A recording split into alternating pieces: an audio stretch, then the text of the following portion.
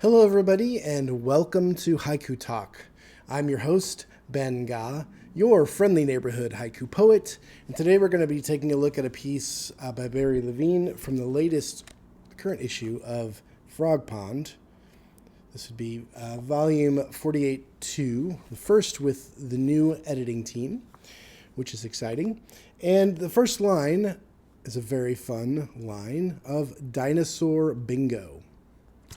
So with that said, you know what time it is. It's time to sit back, relax, grab yourself a tasty beverage, and let's haiku, or in this case, Senryu.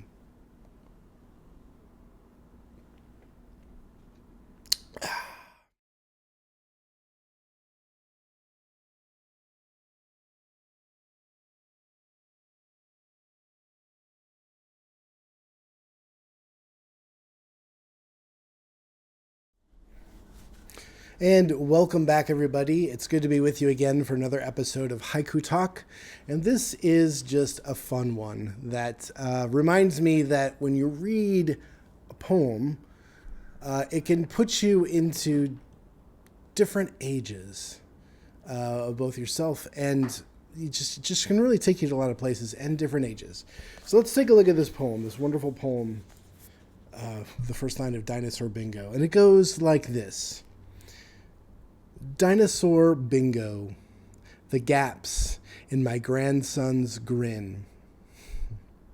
Dinosaur bingo, the gaps in my grandson's grin. Just a delightful poem. I like it for so many reasons. I guess first and foremost, you know, when you read a poem in a Senryu like this, you identify with something in the poem. And in this case, I identify with both the grandson and the grandmother.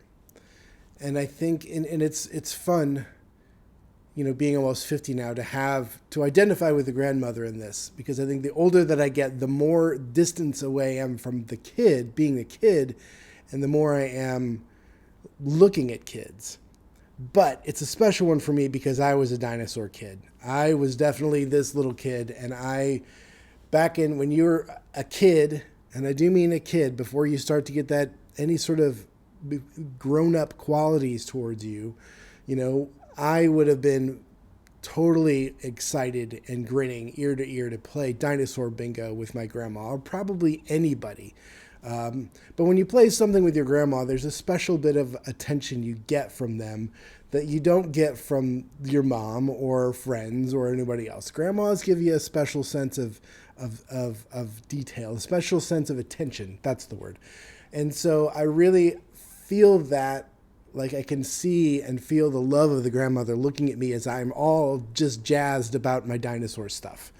Because I could tell that this kid could name every single dinosaur on that Dino Bingo card and be able to tell you the backstory, where they lived, you know, what they relate to, what if it's a plant eater or a meat eater or who eats what, you know, all that kind of stuff. I know I was an encyclopedia back then. In fact, my very first book that I ever wrote was a dinosaur book when I was 4 years old that I wrote with my mom. I told her what to write down and I drew all the pictures, and I still have it in a drawer here. So I was definitely this gap-toothed kid.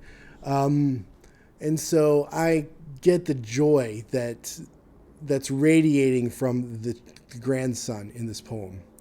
But as I'm now an older person, or getting older, I don't know what you consider almost 50 being, but I can see as an adult the joy of a young kid being a young kid, and I feel that differently than I am as if I'm identifying with the kid, if you know what I mean. So like being an older person and seeing kids be kids, there's nothing better than that, you know, where they're free, they're not worried, they're just excited about whatever they're excited about. The rest of the world hasn't crept into their lives yet.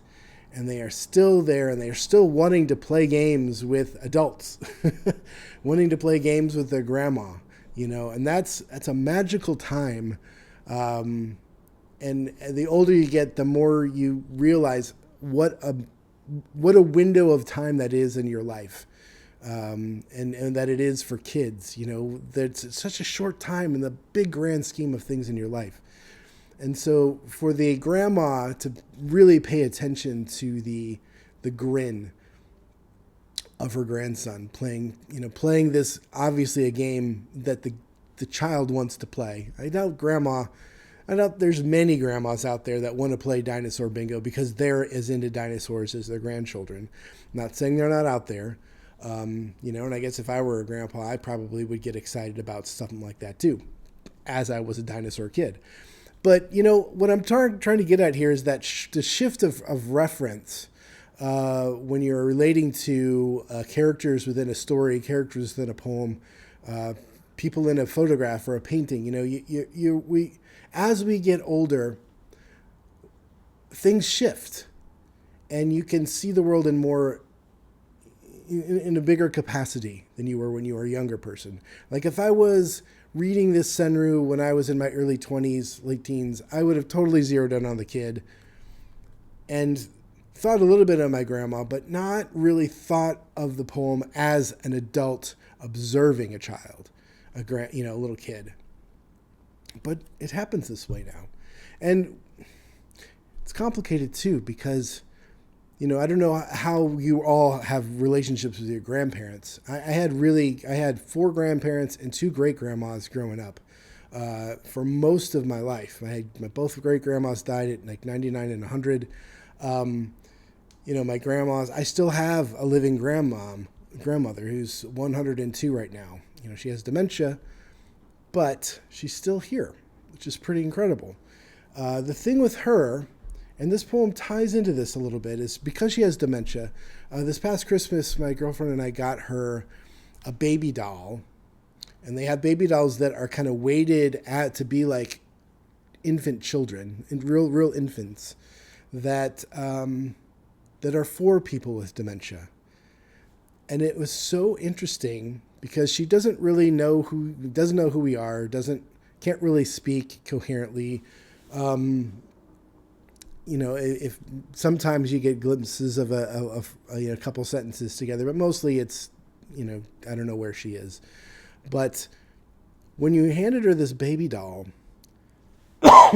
she immediately lit up and identified, she knew what to do. She knew how to care for it. There was something inside of her that reached out to this little baby, and you saw a side of her that was very, very rare. But it made me remember the way that she used to look at me when I was a kid. Now, not as a little baby, but as a little kid, 2, 3, 4, 5 years old. The way that her face would light up, the way that she would play and work with this little doll.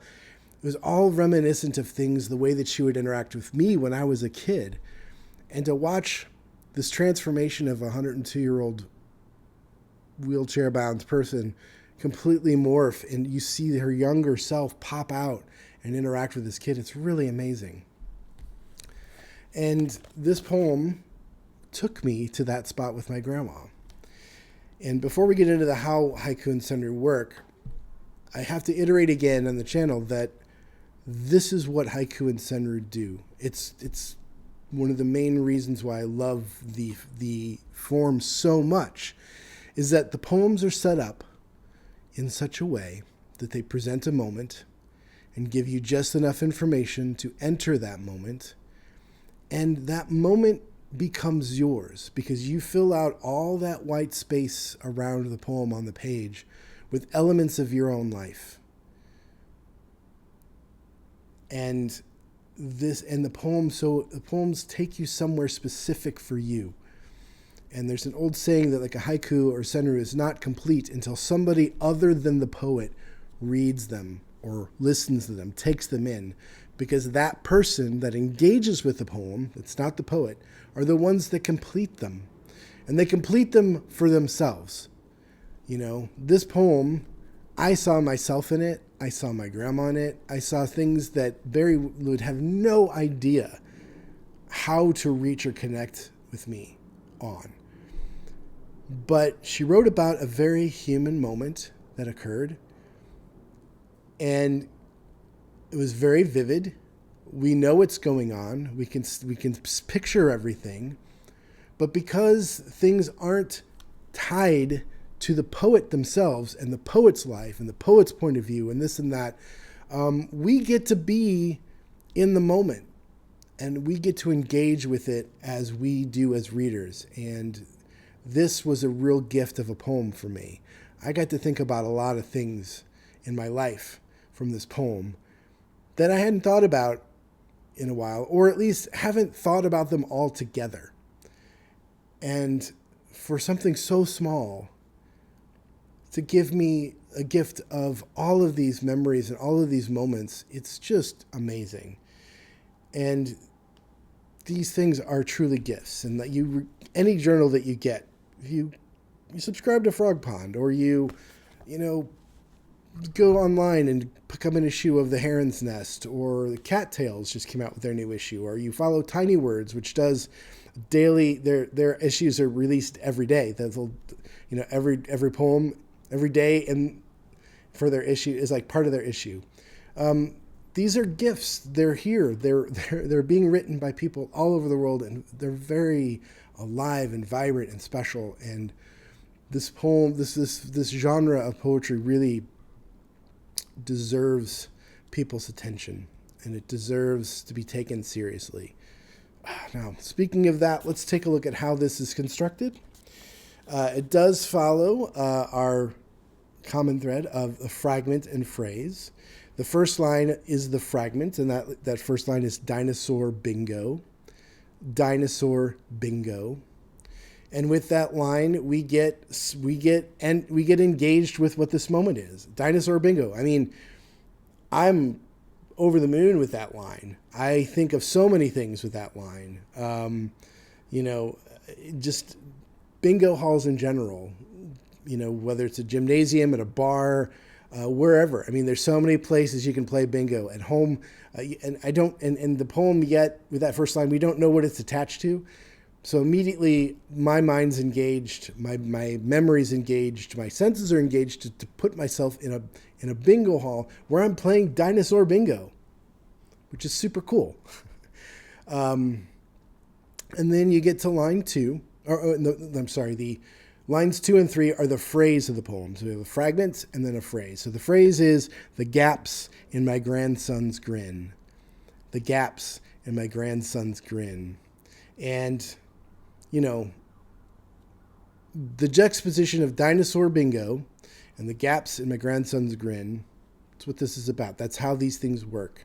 It's the juxtaposition of two things that together by themselves work, okay. But when you put them together and the tension between the two and the way that the two they rub against each other and play off each other and vibrate against each other are what make the poem pop and become something more than the sum of its parts. Because dinosaur bingo, that's a thing. The gaps in my grandson's grin, that's a thing. But put those two together, man, now you got something.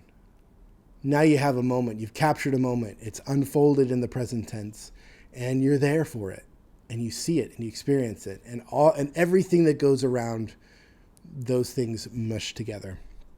So that first line, dinosaur bingo, dinosaur bingo.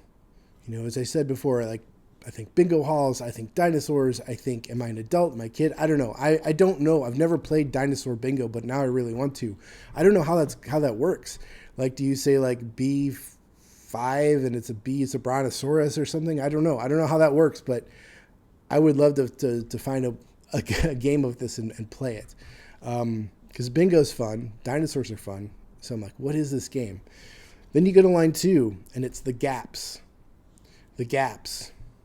And suddenly I'm like, okay, how does that relate to dinosaur bingo? I'm not sure. But that's okay because it's going to propel me to line 3. And line 3 is in my grandson's grin. In my grandson's grin. Aha. Now gaps make sense. And now the grandson's grinning because of the dinosaur bingo. I'm playing dinosaur bingo with a kid. I'm a grandma playing with my grandson. Look at that little kid's smile. Look at that little kid's beaming grin of what's going on. Obviously, he's probably winning or got a match or something. Having a good time. which means I'm having a good time. If my grandson's having fun, I'm having fun. We're having a good time together. It's a time well spent. And wow, we've got the poem. We've got the poem. And I also like, if we think about that short little line in the middle of line 2, and think about that being a gap in a grand. You have a longer first line, a short second line, and a longer third line. It kind of is like a gapless grand in the poem, or a gap grand in the poem. You see the missing tooth. Just visually, it's kind of a fun little added element to the poem. And anytime you can arrange your lines and line breaks in such a way that they accentuate the poem, they tie into the poem, fantastic. Go for it. Give it a shot. Try it out. It's successful here. It's not something that anybody would notice if you're reading the poem out loud to somebody listening. And if you're reading it, you might pay attention to it, or you might not. I pay attention to the visuals of the poems on the page. I also pay attention to how they sound, and the diction and the stresses and the musicality and the language. And this one, very good on the page, very good out loud, very well written poem. So thank you all for tuning in for another episode of Haiku Talk. That wraps it up today. Like this if you've liked the episode. Subscribe to the channel if you haven't done so already. And think if you've liked and subscribed, ring the bell to get notifications once new episodes drop. I don't spam you with these things, so you won't be overloaded with email. Until then, have a great time. Hopefully you'll find some Mingo. And have a great day, everybody.